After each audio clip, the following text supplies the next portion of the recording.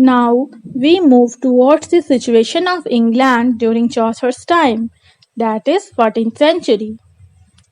The Hundred-Year War started in 1337 and ended in 1453. It was the major source of heavy taxation, and it heavily drained the resources of England. Origin of this conquest is France, dates back to 1066 AD when Norman conquest happened. William the Conqueror, who led the Norman conquest against the English, ruled England and France together, and all the subsequent kings of England continued to rule both England and France simultaneously, and it seems quite rightful claim as well. In the reign of Henry II, there was a lot of territorial dispute and became difficult to rule on the land which is situated in distant land. In 14th and 15th century, in England, French begins to lose its prominence and loses out to English language. In the reign of Edward II, in 1327, only the two provinces left in France under the control of England.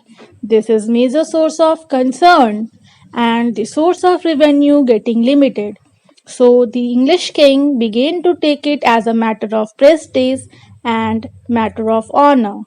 Around the same time, we find that in France, 1328, the King Charles IV died, and Edward III was the King of England, and his mother Isabella happens to be Charles IV's sister.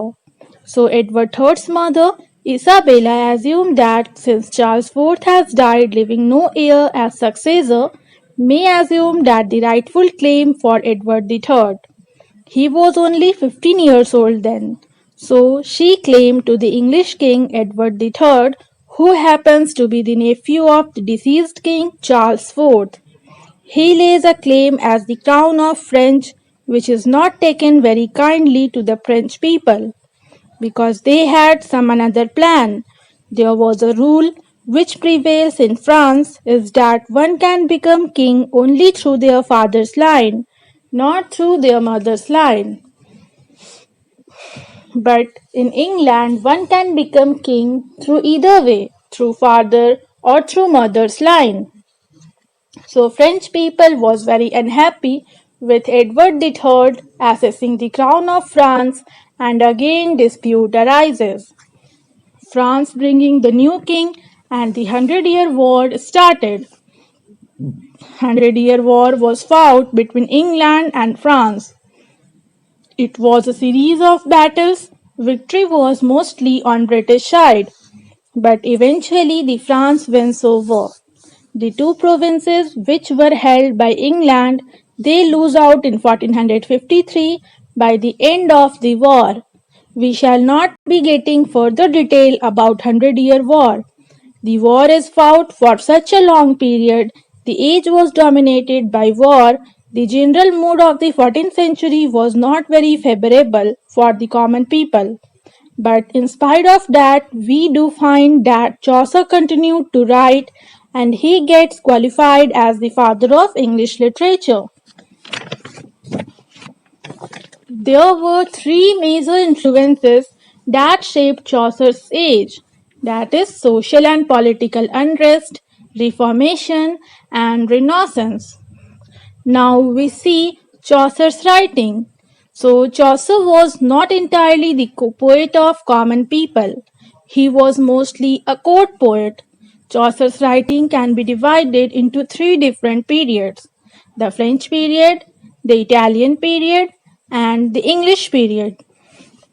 During the French and the Italian period, Chaucer was highly influenced by the writers of France and Italy, and also major influence of the Renaissance ideas were also got into his writing, thought process, the way in which their writing is structured, the metrical schemes, alliteration, etc.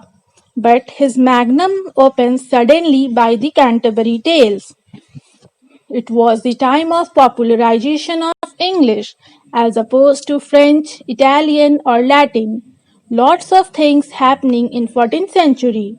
though the century was quite eventful, not just in terms of social and political unrest, also in terms of major crises, major turns of events were went through the century.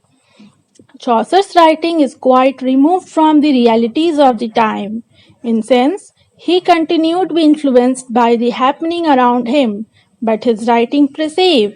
We can't find the reflection of the times that were primarily because he was not the poet of people, he was a court poet. He wrote for the courtiers. His influences were primarily surrounded by all courtly influences, so there was a very little connection with the ordinary people.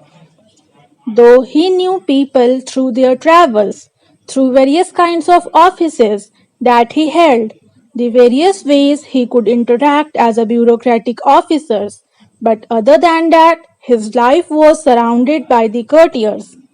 His writings are proved as very significant by the many historians and literary critics of the later period. They feel that it was in his work that the first full expression of the English sense of humor came into existence. Historians would describe the sense of humor was partly cynical and mostly kindly. So it has its origin in Chaucer's writing and Chaucer's expression. Chaucer was highly influenced by Italian humanism. So, though he belongs courtly class and removed from the ground reality of society, he was inspired by the free and secular spirit, which was contributed the Italian humanism